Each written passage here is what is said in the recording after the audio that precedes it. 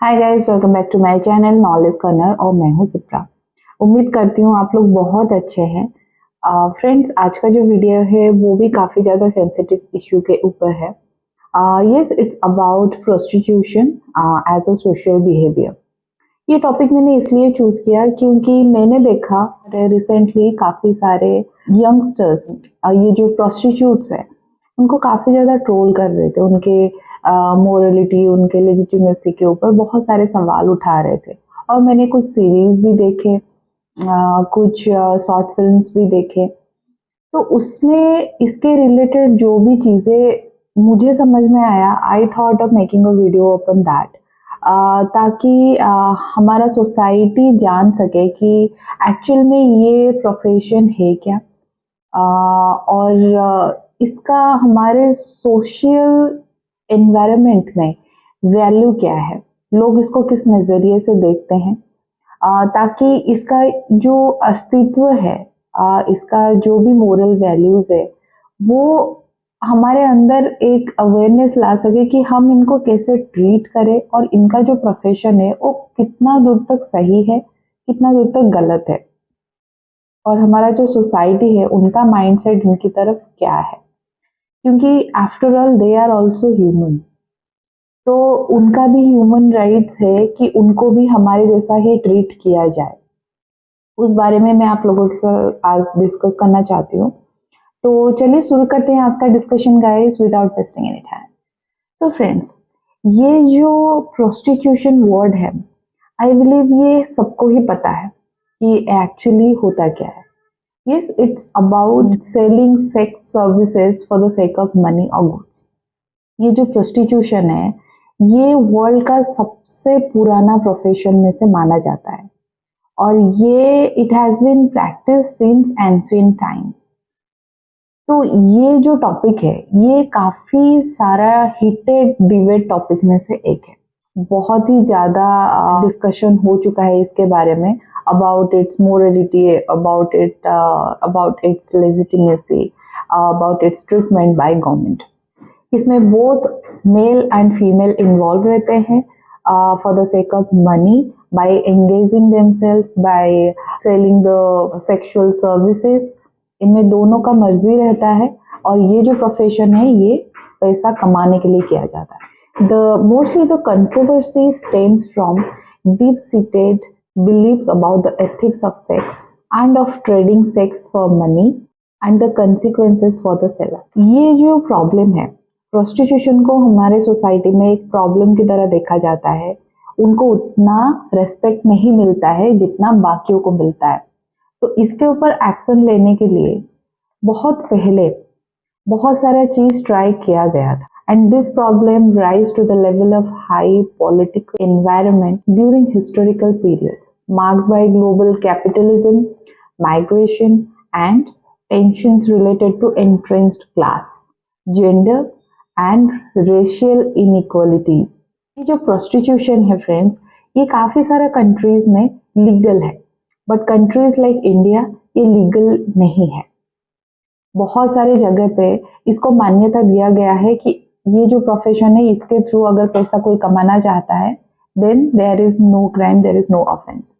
But बहुत सारे ऐसे भी जगह है जहाँ पे एथिकल बिलीफ के वजह से हमारा सोसाइटी इस चीज को परमिशन नहीं देता है। अगर कोई करता है तो उसको इलीगल ठहराया जाता है, एंड उनको उस तरह से रिस्पेक्ट नहीं मिलता, उनका ह्यूमन राइट्स एक्सेस करने का उनको परमिशन नहीं मिलता है जैसे दूसरे देशों में मिलता है।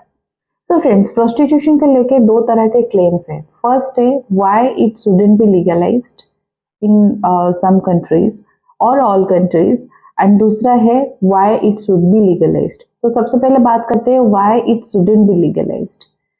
सो सर्वे की माने तो पता क्या गया है कि बहुत सारे कंट्रीज में जहाँ पे ये प्रोफेशन लीगलाइज्ड है, वहाँ पे एक सर्च देखने के लिए मिलता है in case of trafficking, pimping and other related crimes.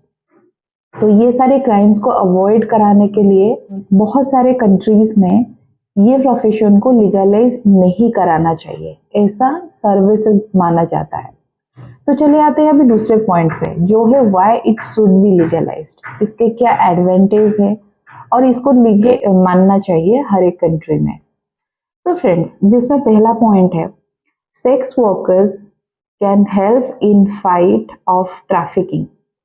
जो ट्रैफिकिंग हो रहा है आजकल कंट्रीज में, कहीं से भी लड़कियों को, किसी भी उम्र के लड़कियों को उठाया जा रहा है ताकि उनको सेल किया जाए दूसरे जगह पे for the sake of prostitution profession. उसमें ये जो सेक्स वर्कर्स है वो हमें हेल्प कर सकते हैं। अगर इस चीज को लीगलाइज किया जाए तो वो अपने मर्जी से इस चीज में इन्वॉल्व होकर पैसा कमा सकते हैं। जबरदस्ती किसी को उठा के उनके कंसेंट के बिना उनको बेच देना और उसके थ्रू, मतलब in the form of prostitution, वहां से पैसा इनकम करना, दोज आर क्राइम्स। तो sex workers in this case they can help. दूसरा पॉइंट है, पब्लिक हेल्थ इंप्रूवमेंट हो सकता है। सेक्स वर्कर्स को अगर लीगल परमिशन मिल जाए तो वो ये जो सेक्सुअल ट्रांसमिटेड डिजीजेस है वो सारी चीजों को कंट्रोल किया जा सकता है। तीसरा है, इट रिड्यूसेस क्राइम। जैसे कि मैंने अपने पिछले वीडियो में बताया था आपको, जो वीडियो मैंने रेप के ऊपर बनाया था, उसमें मैंने आपको बताया था कि किसी किसी का डिजायर रहता है, उनका बॉडी का हार्मोन लेवल हाई हो जाता है, उनको मतलब उनका एक फैंटेसी रहता है दूसरे सामने किसी विक्टिम को देख के कि मुझे इनके साथ कुछ सेक्सुअल एक्ट करना है। तो वो रेपिज्म, सेक्सुअल अब्यूज, मोलेस्टेशन, ये सारी चीजों को अवॉइड करके करने के लिए सेक्स वर्कर्स हमें हेल्प कर सकते हैं। क्योंकि अगर इस चीज को लीगल कर दिया जाएगा कंट्री में, तो ये सारे जो ह्यूमंस है जिनको ये सारे डिजायर रहता है, वो उनके पास जाके वो सारा चीज फुलफिल कर सकते हैं। बेकार में किडनैप करना, क्राइम कमिट करना, रेप, मर्डर, मोलेस्टेशन, ये सारी चीजों को कम किया जा सकता है। Then the next point is they can collaborate with the law enforcement system. इसमें क्या होता है ना, उनके ऊपर ये थ्रेट नहीं रहता, जो क्रिमिनल पेनाल्टीज का थ्रेट रहता है ना, वो प्रेशर उनके ऊपर से हट जाता है, तो वो अपना ह्यूमन राइट्स भी एंजॉय कर सकते हैं। And with the help of sex workers, this profession can increase the tax revenue of the countries. It can help people out of the poverty. जो गरीब है, जिनके पास सोर्स ऑफ इनकम कुछ नहीं है, जो ज्यादातर पढ़े भी नहीं है कि उनको एक ढंग का नौकरी मिल सके, वो इस प्रोफेशन के थ्रू अपना घर चला सकते हैं। Then the next point is it can get prostitutes off the streets and it allow the adult to make their own choices with their consent. तो ये सारे फायदे हैं। इसी सारे पॉइंट ऑफ व्यू से ये प्रोस्टिट्यूशन प्रोफेशन को बहुत सारे कंट्रीज में लीगलाइज करा देना चाहिए, ये सर्वे का क्लेम है।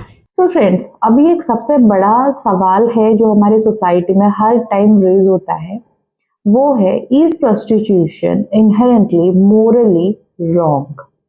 इसके ऊपर तो बहुत सारे डिबेट है फ्रेंड्स, बहुत सारे आर्टिकल्स भी है।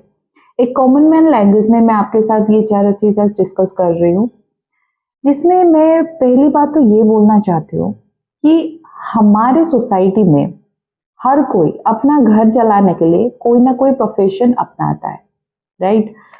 अगर मैं एग्जाम्पल दूं, जो जाने माने जॉब्स है हमारे, लाइक डॉक्टर्स, इंजीनियर्स, आर्किटेक्चर्स, वो लोग मोस्टली क्या करते हैं, एक ढंग का लेवल तक पढ़ाई करते हैं जहाँ पे वो एलिजिबल हो ये सारे जॉब करने के लिए, पढ़ते हैं, फिर वो इंटरव्यू दे के जॉब उनको मिल जाता है, जिसमें वो अपना स्किल सेट, अपना ब्रेन पावर, अपना टाइम, ये सब कुछ इन्वेस्ट करते हैं to earn money for their livelihood. वैसे ही अगर मैं एक होम मेकर का एग्जांपल भी दूं, हमारी जो मम्मियां हैं, हमारे घर में जो भी, हमारे सोसाइटी में जो भी जो वर्किंग लेडीज है, उनको तो हैट्सअप है, वो घर और ऑफिस दोनों मैनेज करते हैं। जो होम मेकर्स है, हमारी मम्मियों का ही एग्जाम्पल मैं ले लेती हूँ, वो भी अपना घर चलाती है, जो हाउस होल्ड चोर्स रहता है, जिसमें क्लीनिंग, कुकिंग, बच्चों को संभालना, बड़ों को संभालना, खुद को मैनेज करना, ये सारा जो चीज रहता है, उसमें भी वो अपना एफर्ट देती है, फिजिकल एफर्ट देती है, मेंटल एफर्ट देती है, अपना टाइम उसमें इन्वेस्ट करती है फॉर हर लिवलीहुड। उनका वही है घर चलाने का तरीका। मैं ओवरऑली ये बोलना चाहती हूँ कि चाहे वो बंदा हो या फिर बंदी हो, दोनों अपना brain power, skill set and time अपने प्रोफेशन में इन्वेस्ट करते हैं फॉर देयर लिवलीहुड। सिमिलरली अगर एक वुमेन अपना बॉडी इन्वेस्ट करती है for the sake of her livelihood, तो सोसाइटी को ये चीज गलत क्यों लगता है?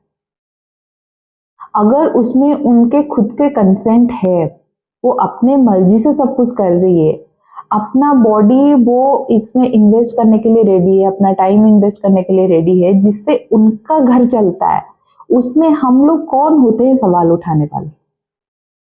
क्योंकि उनके साथ तो जोर जबरदस्ती होता नहीं है। ऐसे देखा जाए तो क्राइम्स इतने सारे हैं, जैसे रेप है, उसके ऊपर बहुत सारे सोसाइटी के यही लोग हैं जो बोलते हैं कि अब तो शादी हो चुका है, शादी के बाद ये मैरिटल रेप का चीज कहाँ से उठता है? ये सवाल पैदा ही नहीं होता है। तो तुम चुप बैठो घर पे, तुम्हारा पति है, उसका तुम्हारे ऊपर हक है, जैसे मैंने अपने पिछले वीडियो में बोला है।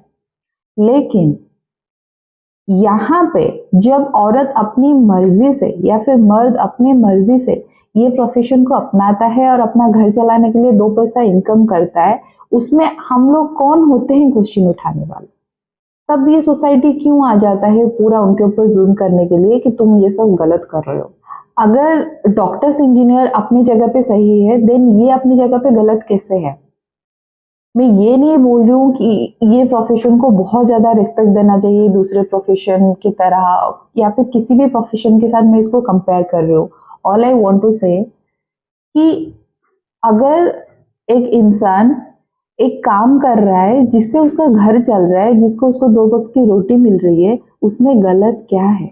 अगर आप उनको रिस्पेक्ट नहीं दे सकते तो एटलीस्ट उनको इंसल्ट तो मत कीजिए, ट्रोल तो मत कीजिए।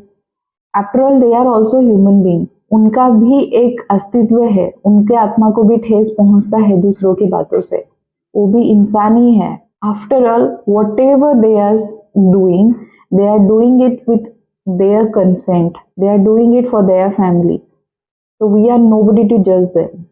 So friends, चलिए भी बात करते हैं what are the challenges the sex workers are facing in the society. There are multiple sexual barriers facing sex workers in the society, and their ability to organize and mobilize within their community. इसमें बहुत सारा चीज include है, जैसे labour right violation, financial insecurities, interpersonal and educational violence, criminalization, stigma and discrimination. So ये सारा जो चीज है, ये चैलेंजेस उनको फेस करने के लिए पड़ता है अपनी रोजमर्रा जिंदगी में। So friends, after all this discussion, हमारे सोसाइटी में जो लोग इसके बारे में बात कर रहे हैं या फिर बात करना चाहते हैं, उनके मन में हमेशा ये क्वेश्चन उठता है कि एक्चुअल में ये प्रोस्टिट्यूशन इस दुनिया में आया ही क्यों, और आज के डेट में इसका लेवल इंक्रीज होता होता क्यों चला जा रहा है, क्या कॉजेस है? तो फ्रेंड्स, मैं आपको बता दूं, इसमें बहुत सारे फैक्टर्स इन्वॉल्व है, जिसमें सबसे पहला और सबसे इम्पोर्टेंट फैक्टर जो है, दैट्स पॉवर्टी। ये काफी ज्यादा जेनरस फैक्टर है for prostitution increasement. So friends, day by day the prostitution level in the poverty category are rising the pace rapidly. जो गरीबी से गुजर रहे हैं, वो अपना बेसिक नीड जो होता है, food, shelter, health care, education, ये सारी चीजों के लिए तरस जाते हैं दो पैसा कमाने के लिए। तो जो टीनेजर्स होते हैं, जो यंग वुमेन होते हैं, उनको और कोई रास्ता मिलता नहीं है, so they choose prostitution is the easy option. उससे उनका घर चलता है और वो इजी रहता है उस प्रोफेशन को अपना के फंड कलेक्ट करने में, दो पैसा कमाने में। बहुत सारे ऐसे गरीब बच्चे हैं जिनके माँ बाप नहीं है, या फिर मैं अनाथ कहूँ अगर ये वर्ड में यूज करूँ, जो सड़क के किनारे हमें काफी दिख जाते हैं। बहुतों के होते हैं जो ऐसे ही बच्चों को खड़ा कर देते हैं बेक करने के लिए, बट बहुत सारे ऐसे भी बच्चे हैं जिनके माँ बाप नहीं है, जिनको राइट पाथ आगे बढ़ने का पता नहीं होता है, कोई गाइड करने के लिए नहीं होता है, दो वक्त का खाना नहीं मिलता है, पढ़ाई क्या उनको मालूम भी नहीं है। ऐसे में उनका पेट का जो भूख है उसको मिटाने के लिए 2 पैसा तो चाहिए ही, भीख मांग के हर टाइम तो ये चीज़ नहीं कर सकते ना। ज़िंदगी गुज़ारने के लिए वो लोग प्रोस्टिट्यूशन को ही अपना अल्टीमेटली ऑप्शन पकड़ लेते हैं और उसी के थ्रू कमाना शुरू करते हैं। तो प्रोस्टिट्यूशन को बढ़ावा देने में पॉवर्टी का बहुत बड़ा हाथ। Then the next point is friend peer pressure. Peer pressure में क्या होता है ना, इसमें बहुत सारे यंग स्टूडेंट्स एंड फीमेल्स का इन्वॉल्वमेंट रहता है। और ये पीयर प्रेशर कहाँ से आता है? फ्रेंड्स, फैमिली मेंबर्स और सिबलिंग्स। इसमें मोस्टली क्या होता है ना, पीयर प्रेशर जहाँ से आता है, ये जो ग्रुप है ये लोग डिसाइड करते हैं कि एक बच्चे का फ्यूचर क्या होगा। एक बच्चे को वो लोग टारगेट करते हैं और मोस्टली ये चीज़ होता है फैमिली में से ही। फैमिली मेंबर्स, कोई सिबलिंग, कोई कज़न, आपके फ्रेंड्स, कोई भी हो सकते हैं जो बच्चों को इन्फ्लुएंस करते हैं या फिर यंग इंडिविजुअल्स को इन्फ्लुएंस करते हैं to involve in the sex work for the sake of money. Then the next point is friend target of trafficking.